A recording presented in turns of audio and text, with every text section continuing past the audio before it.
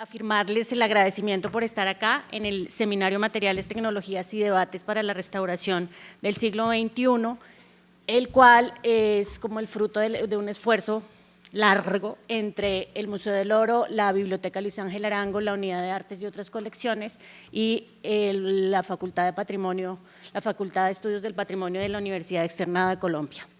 Entonces, ahora en el mismo eje, la segunda conferencia, que se titula ¿Qué conocemos de los materiales verdes en Colombia?, dictada por Ana María Páez, quien es microbióloga y máster en Ciencias Biológicas con énfasis en microbiología de la Universidad de los Andes y es estudiante de 7º semestre de Conservación y Restauración de Patrimonio Cultural Mueble del Externado.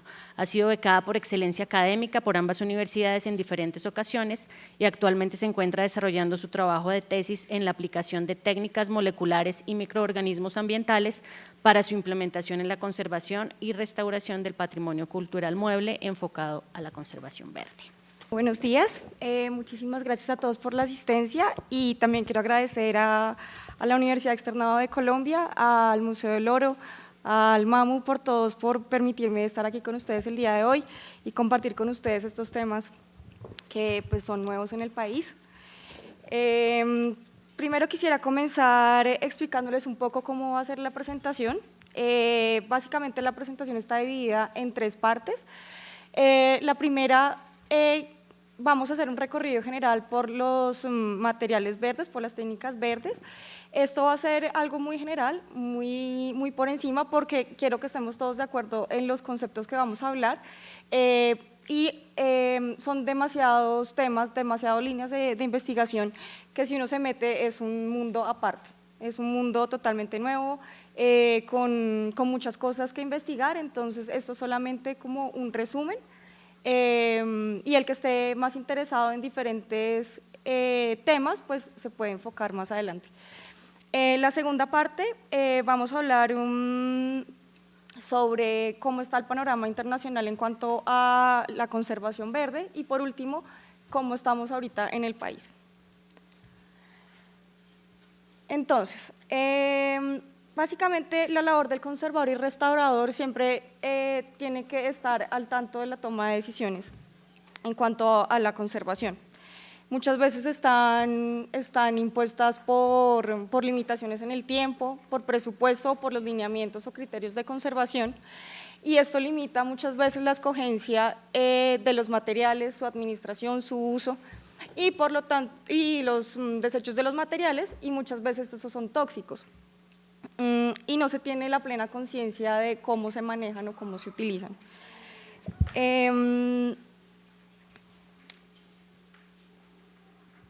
Entonces, básicamente lo que se necesita es enfocarnos a prácticas más sostenibles y materiales amigables con el fin de que tenga un impacto menor en la salud, en el medio ambiente y por supuesto en el patrimonio, que es a lo que nos dedicamos. Entonces, exactamente, ¿qué es la conservación verde? Y básicamente estamos de acuerdo con que lo que se ha hablado es que en términos de sostenibilidad principalmente y en materiales que no afecten ni la salud ni el medio ambiente y que tengan el mínimo impacto sobre la obra. Pero la palabra sostenible puede evocar diferentes cosas para muchas personas, es diferente lo que evoca en un empresario, en un político, en un ecólogo, entonces hay que tener en cuenta cómo nos vamos a enfocar de acuerdo a la conservación. Como se generaron tantas definiciones en torno a qué es conservación verde, porque de hecho no hay aún un consenso sobre el término, los investigadores hablan de diferentes métodos de investigación que ya les voy a comentar. El término de conservación verde es muy reciente. Ellos han generado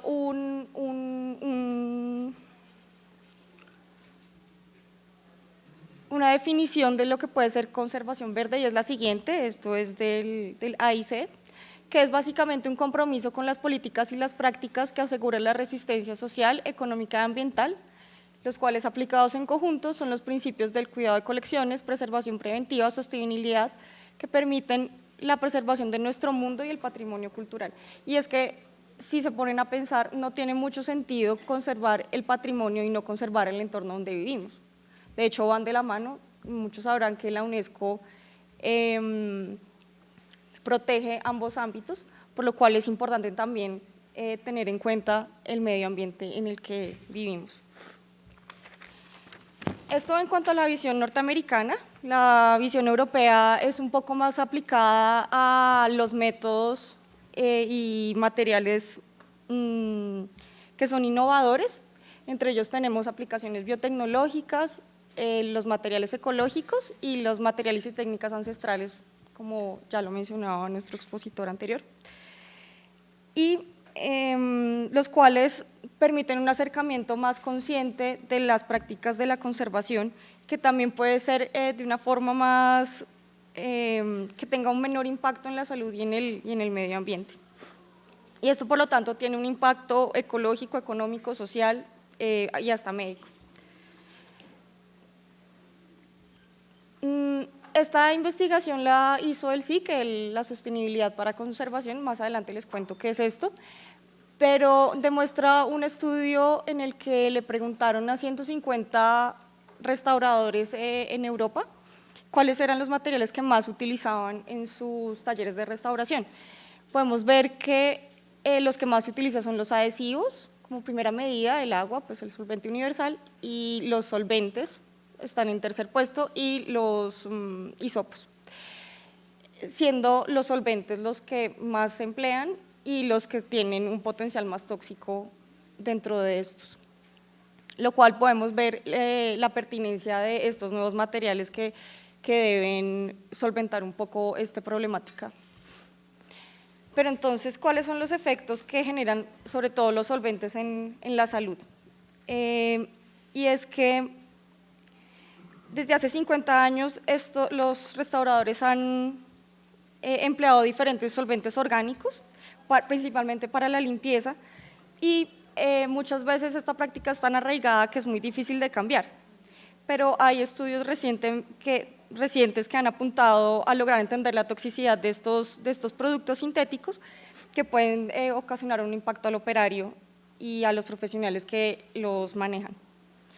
Pero lo que sucede es que muchas veces el conservador no es consciente de cuando maneja estas sustancias, no utiliza los métodos de barrera de protección, no utiliza mascarilla, guantes, porque creen que simplemente se van a demorar 5 minutos utilizando el solvente, pero en realidad se les pasa el tiempo y pasaron 2 horas.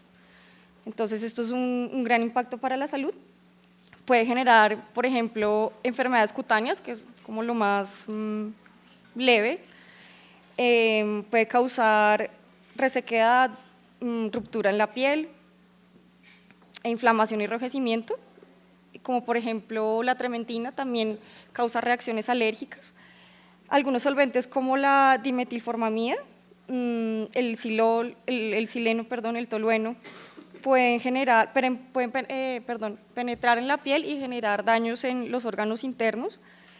También pueden afectar el sistema nervioso central, en algunos casos pues, son reversibles, también depende un poco de la concentración y el tiempo de exposición, pero si no se controla puede llevar hasta la pérdida de la conciencia y la muerte.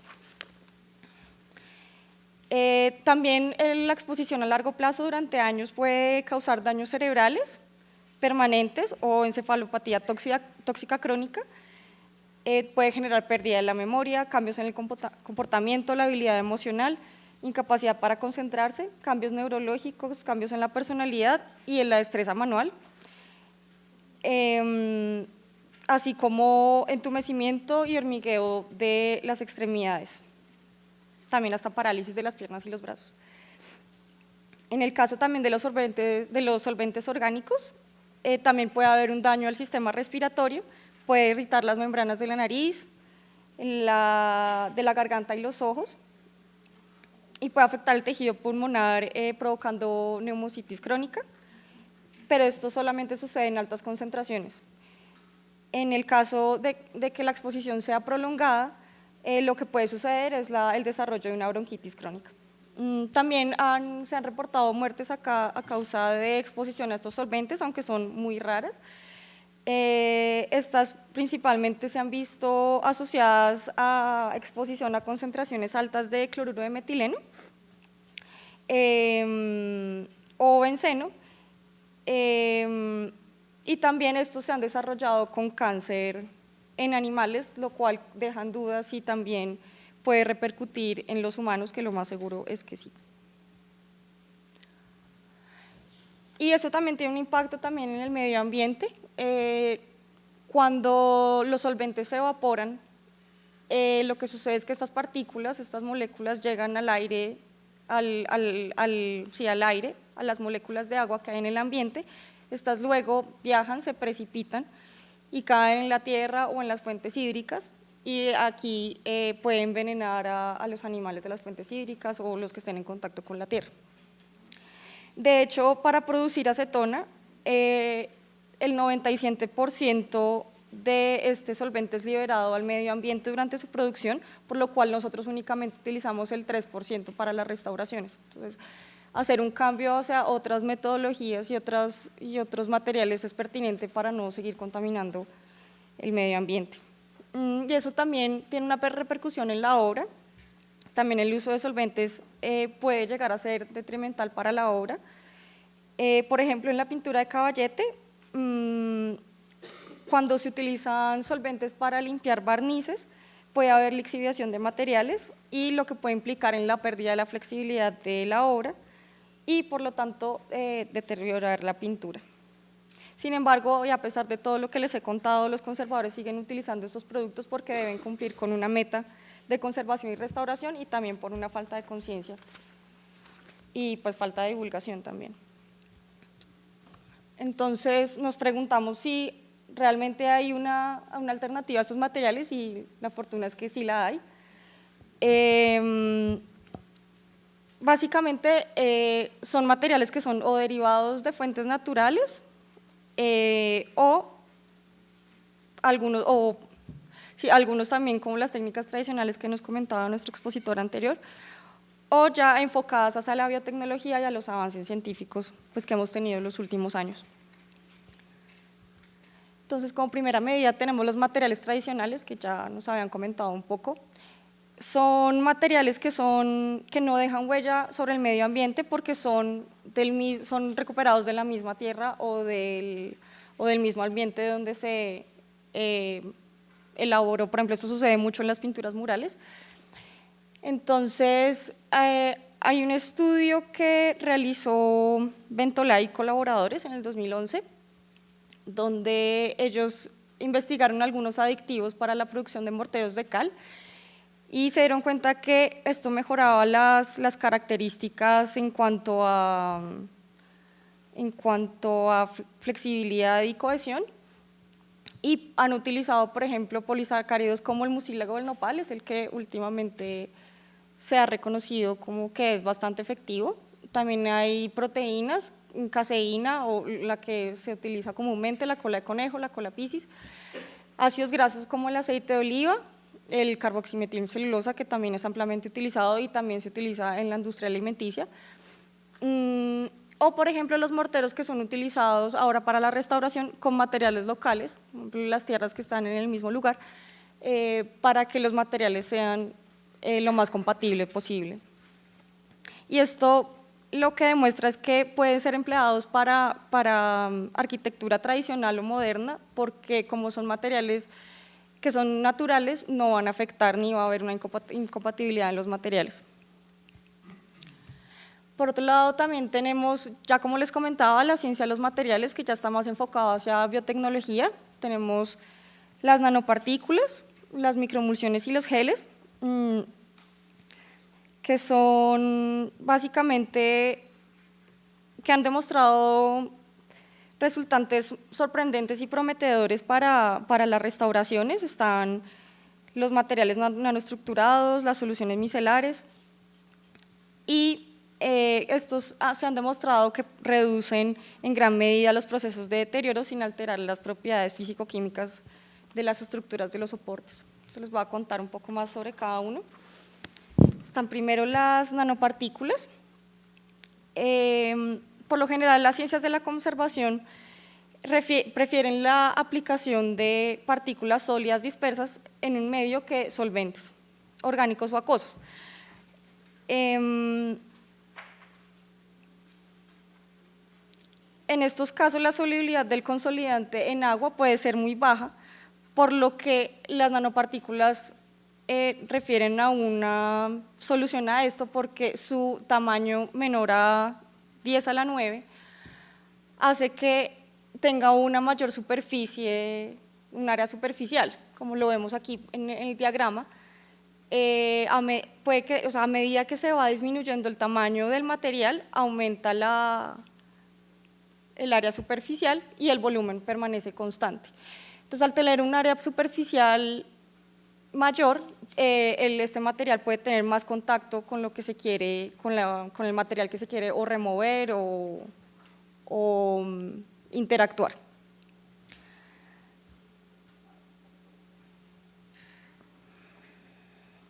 Un ejemplo de esto es, por ejemplo, las nanopartículas de hidróxido de calcio, las cuales pueden ser dispersadas sobre las fibras de papel para neutralizar la acidez.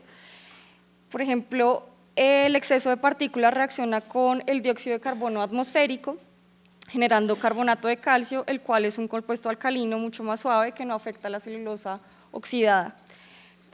Y esto, por lo tanto, actúa como un buffer contra la acidez recurrente.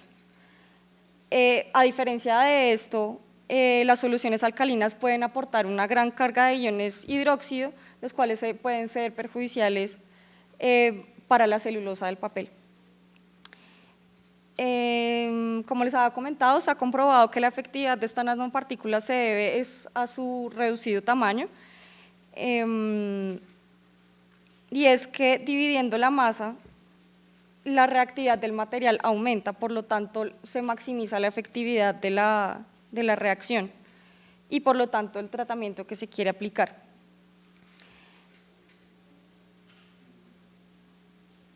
Lo bueno de esto es que como el tamaño es tan pequeño, no genera residuos sobre el material que se está tratando y que puede ser fácilmente dispersado mediante aerosol o aplicación con brocha.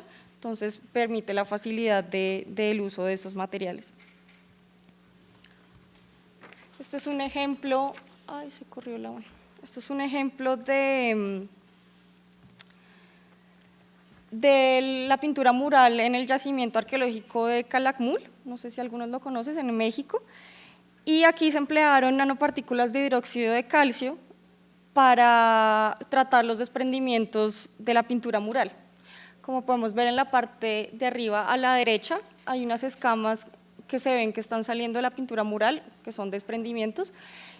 Luego abajo podemos ver cómo se aplicó la nanopartícula, las de hidróxido de calcio, sobre la superficie, y luego podemos ver cómo esa escama fue reintegrada y por lo tanto solucionando los problemas de readhesión del aglutinante.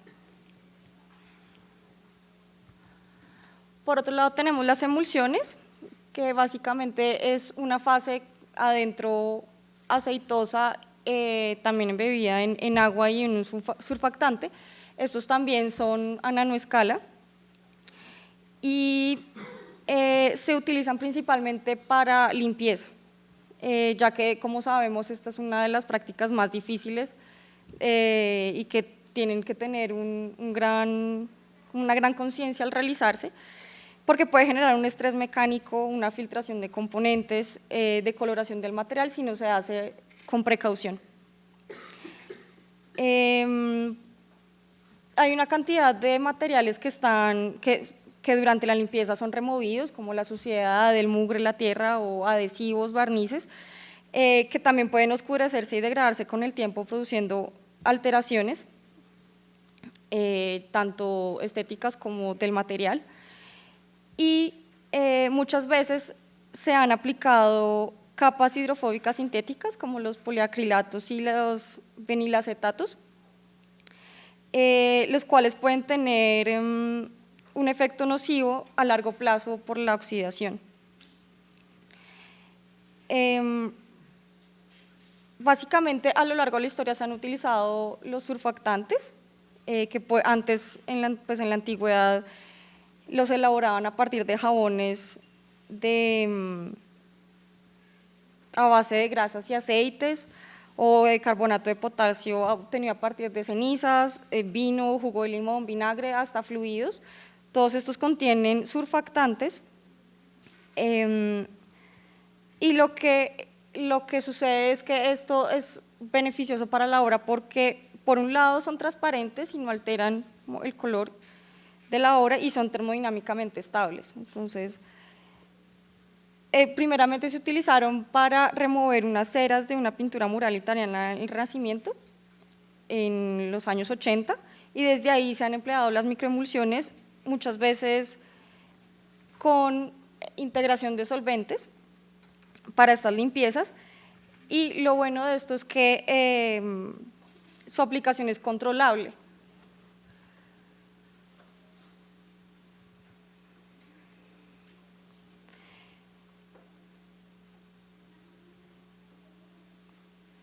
Por ejemplo, si se limpiara con solventes, esto tendría varios inconvenientes, porque, como les había comentado, su aplicación no siempre es controlable, con este caso sí.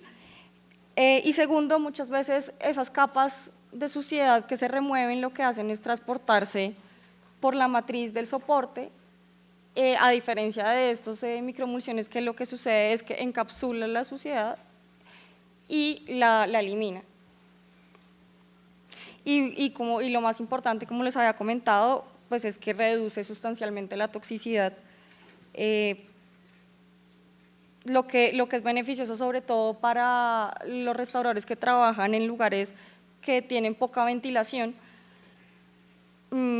porque no son volátiles. Aquí tenemos un ejemplo de la pintura mural del Jardín del Edén en la Basílica de la Anunciación en Nazaret. Aquí lo utilizaron para remover una capa de polixolizano, que es un consolidante, y se aplicó en 1990 y comenzó a tener inconvenientes en cuanto al cambio cromático y también de desprendimientos. Entonces, estas resinas se utilizaban antes porque permiten conservar la intensidad de los colores, porque eran muy fáciles de utilizar y eran adhesivas. Pues estos polisilosanos son las mismas siliconas, pero estas se pueden oxidar con la luz, que fue aparentemente lo que sucedió acá. Entonces, mediante microemulsiones, como lo podemos ver ahí, se pudo limpiar esa capa de resina, recuperando los colores originales. Por otro lado, tenemos los geles. Hay diferentes tipos de geles: los geles físicos, los geles químicos, y por lo general se han utilizado para las limpiezas. Básicamente lo que hacen estos elementos es que no afectan el material, porque es algo que se puede remover, y uno puede integrarles solventes a los geles para que sean liberados lentamente y haya un control de la hidratación, para que no se afecten sobre todo soportes que son sensibles al agua, como los textiles y la madera. Por ejemplo, últimamente los conservadores han utilizado éteres de celulosa o algunos polímeros como ácidos poliacrílicos, como el carbopol, para limitar la penetración incontrolada sobre los sustratos porosos, como les había comentado. Y lo que hace estos geles es que crean una malla en 3D, por lo que puede integrarse esos solventes y permitir una liberación controlada. Pero el inconveniente de los geles físicos es que dejan un residuo blanco sobre el material, entonces se han desarrollado nuevos geles. En este caso aquí podemos ver un gel de agarosa, que se empleó para remover un revestimiento proteico de un temple sobre madera, lo cual dio un adecuado resultado con una buena limpieza sin dejar residuos sobre el soporte. Estos geles de agarosa son unas nuevas fórmulas que están aplicando que pueden ser fácilmente removibles sin dejar la presencia de residuos, y esto está compuesto de gomas de polisacáridos que algunas veces se extraen de algas.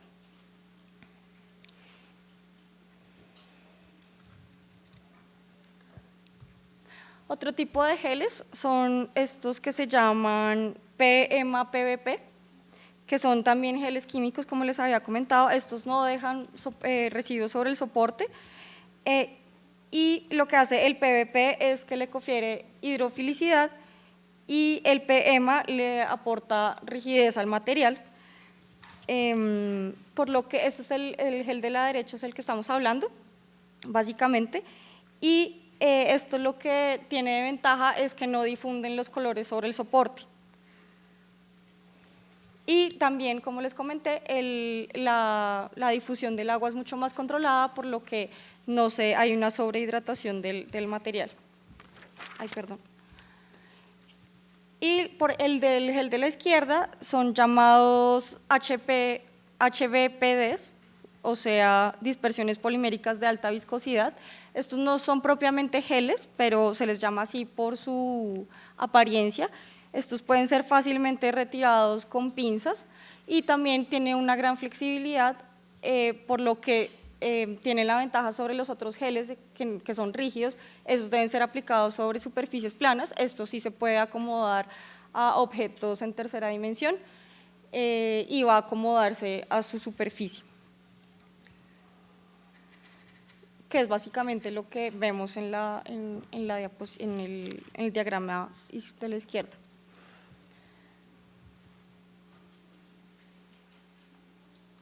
También hay geles de acrilamida y bisacrilamida, que son estos que tenemos acá. Básicamente es la polimerización de monómeros de acrilamida, lo cual resulta en una malla de 3D con similares propiedades al sólido. Lo mismo que les comenté,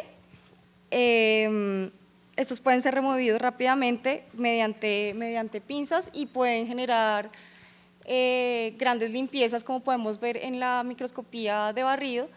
En la parte de arriba se observa el soporte sucio y en la parte de abajo ya están las fibras limpias. Pero como les comenté, estos solventes pues se están empleando en los geles, baja un poco la toxicidad, pero igual estamos utilizando solventes. Entonces hay otras alternativas que son los solventes de bajo peso molecular, como por ejemplo el butilacetato, el dowanol PM, el citrosol y el etilactato. Básicamente el butilacetato y el dowanol pueden utilizar los solventes como la acetona para preparar el paraloid, dado que son menos nocivos. O sea, esto no significa que sean cero toxicidad, simplemente se bajó la toxicidad. También se requieren de unas medidas de barrera, pero en cuanto a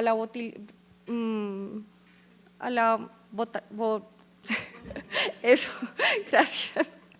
Es más reducida, por lo tanto es beneficioso para los lugares donde hay aire reducido. También el biodeterioro es uno de los aspectos importantes a tener en cuenta, porque muchas veces se hacen limpiezas de las superficies sin tener en cuenta la eliminación de los microorganismos que también están ahí, lo cual puede generar luego deterioro si no se tienen en cuenta. Muchas veces se emplean, por ejemplo, métodos mecánicos en el cual se utilizan brochas y métodos abrasivos que lo que hacen es propiciar el crecimiento de microorganismos en una superficie erosionada. Hay diferentes tipos de mecanismos, como les comenté, físicos, químicos, biológicos y bioquímicos, pero hay dentro de los más importantes, porque ya tengo poco tiempo, es los químicos, que son los biocidas. Esos son altamente tóxicos porque, como su nombre lo dice, va contra la vida. Entonces son tóxicos para los animales, para los microorganismos y por ende también para nosotros. Se clasifican de acuerdo a su naturaleza orgánica e inorgánica o a las especies que se vayan a tratar. Por lo tanto, es hacer una adecuada clasificación e identificación del microorganismo anteriormente, porque como en restauración, la aplicación de los biocidas no es una regla general, no es una receta, se debe primero identificar el microorganismo para saber cuál es el biocida más adecuado. Sin embargo, como les comenté, son tóxicos. Algunos no siempre eliminan estructuras vegetativas, algunos microorganismos pueden volverse resistentes, y lo que a veces se utiliza son unas cofórmulas para poder eliminar estas estructuras vegetativas, pero tienen el inconveniente de que deterioran los objetos. Entonces, se han empleado otras alternativas, como los organismos antagonistas, que están en el medio ambiente y no son patógenos, y muchas veces lo que hacen es eliminar el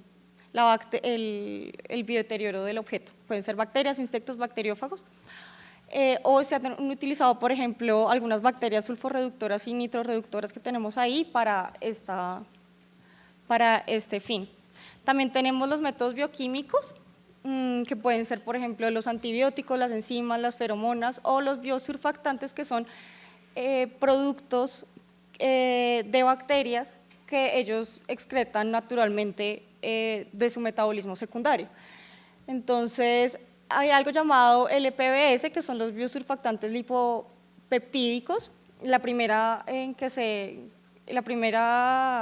de este tipo de moléculas que se sintetizó fue la polimixina A de Bacillus subtilis, y esto también sirve como método de limpieza, porque hay estas sustancias, lo que hacen, como les comenté, es eliminar bacterias u hongos también. Hay otro tipo de métodos químicos, como los aceites esenciales de orégano, romero, lavanda, canela, hay una cantidad, y lo que contienen es en su componente activo el linalol,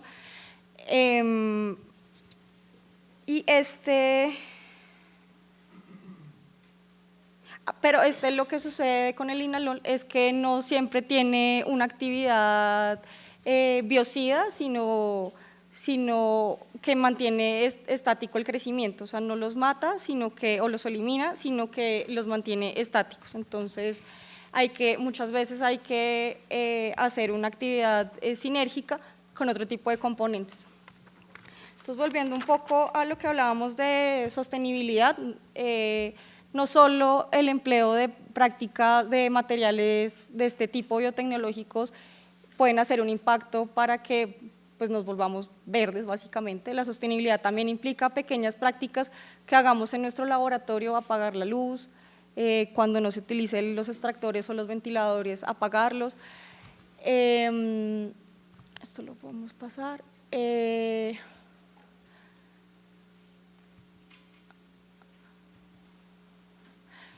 Por ejemplo, en este estudio también realizado por el SIC, se dieron cuenta que los materiales que más se utilizaban en cuanto a plástico eran los guantes de nitrilo y los hisopos.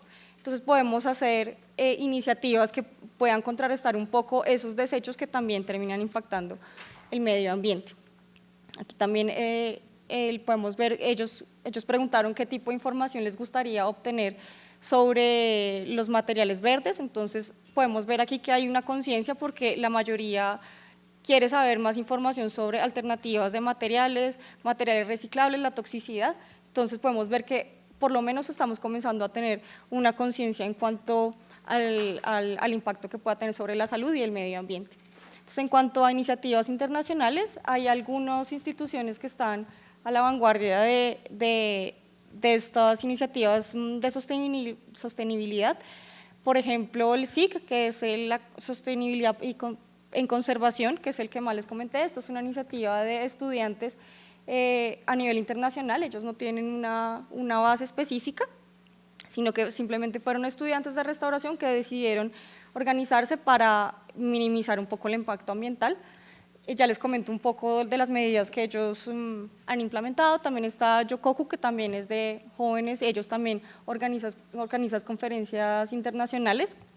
Con respecto a eso está Sustainable Nano, que es un laboratorio en Estados Unidos que aplica nanotecnología, pero sustentable. Está la Universidad de Florencia, donde está la persona que más sabe en nanopartículas, que es Piero Baglioni, y como también está el Instituto de Conservación Americano. Aquí, como les comenté, ellos del SIC tienen unas propuestas muy interesantes. Por ejemplo, ellos crearon unos hisopos que son reutilizables, es de una esponja especial, y lo que hacen es que simplemente cuando terminan de utilizarlo lo lavan y ya se puede reutilizar. Pero bueno, si no tenemos acceso a esos hisopos, por lo menos podemos hacer algo que está a nuestro alcance, que es reutilizar las pipetas de plástico, o los guantes que están rotos se pueden utilizar para reintegrar, protege la mano y también permite un buen agarre del pincel. O algo muy interesante que ellos están haciendo es recolectar los guantes de nitrilo y los envían a una empresa donde los procesan y hacen muebles para exteriores o una cantidad de otros materiales que pueden ser empleados con estos guantes de nitrilo. Pero entonces, ¿cómo estamos en Colombia? Entonces, principalmente no hay tantas iniciativas como las que vimos internacionalmente, pero una de esas es muy importante, que es el primer simposio iberoamericano de tecnología y conservación, llamado Inocitec, se hizo el año pasado y tenía unos ejes temáticos como nanopartículas, nanopartículas, documentación digital en 3D, estrategias para divulgación y perspectivas de investigación en torno a la intervención. En este último tema es de resaltar estas dos empresas, Islecar Group y Conservare. Ellos dos se dedican a la comercialización de productos que son biodegradables, básicamente enfocado a la limpieza de superficies arquitectónicas y monumentos en espacio público, y ellos tienen productos principalmente para la limpieza de superficies porosas, inhibidores de corrosión, geles que son biodegradables, con baja toxicidad, no volátiles, no inflamables, materiales antigrafiti y desinfectantes.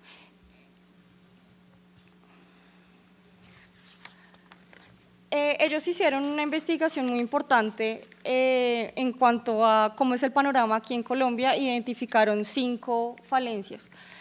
La primera es el desconocimiento de la normatividad vigente aquí en el país y nacional. Aquí tenemos estos decretos que son los que rigen la práctica para la aplicación de solventes y también para la salud ambiental, que no muchas personas los conocen. También hay errores en la información de los frascos y en las fichas técnicas. Muchas veces no se reporta lo que es o lo que está escrito no es exactamente lo verídico. También hay carencia en las herramientas como infraestructura o medición. Muchas veces estas mediciones son subjetivas, se necesita equipos adecuados para hacer estas mediciones objetivas. También una falta de normalización de los procesos. Se siguen haciendo los mismos procesos sin tener una conciencia o una capacitación. Y básicamente eso. También tenemos otra empresa que es Bogotá Restaura. Básicamente lo que se dedican es a la toma de conciencia en torno a los materiales verdes mediante capacitaciones, y ellos también comercializan solventes de bajo peso molecular, geles removedores de grafiti, capas de protección antigrafiti como una empresa, como una alternativa a estos elementos tóxicos que ya los habíamos comentado. Ellos lo comercializan de Italia y de Alemania y es como una alternativa que tenemos en este momento en el país. También en cuanto a aceites esenciales, el microbiólogo John Garcés de la Universidad Externado realizó una investigación en estos aceites en semilla de toronja, los cuales eran aplicados mediante un gel sobre pergamino y cuero. vio que había una actividad bastante considerable cuando se aplicaba directamente, pero su elaboración era muy costosa. Y vio que mediante acción sinérgica con otros elementos como el ácido ascórbico que se utiliza en la empresa alimenticia, tenía una potencialización del efecto antimicrobiano. Entonces, como retos y perspectivas, como primero hay que tener en cuenta que es muy importante la conciencia y el impacto sobre la salud y el medio ambiente y sobre todo sobre la obra. Con esta conciencia podemos mitigar muchos de los errores que suceden, muchas enfermedades laborales y sobre todo un impacto en el medio ambiente a largo plazo. Por lo tanto, también es importante la conciencia en las prácticas verdes. Esto se hace mediante principalmente la divulgación, capacitación y sobre todo también tomar conciencia a uno mismo si está realizando las intervenciones y las prácticas necesarias para que esto se cumpla. Ahí es importante resaltar la interdisciplinariedad porque muchos de esos avances suceden por la cooperación en que hay entre diferentes disciplinas, la ciencia, la física, la química, así como otro tipo de disciplinas para poder desarrollar materiales nuevos y así bajar de toxicidad baja, media, como estamos ahorita intentando implementar, a toxicidad cero. Y también resaltar que el análisis de cada obra es necesario. Esto, al igual que la restauración ahorita, no es algo que se aplique como una receta, como una metodología unificada y homogénea para todos, sino que cada material debe ser empleado específicamente pensando en la obra. De hecho, hay muchas combinaciones que se pueden hacer entre materiales, por ejemplo, microemulsiones y geles, para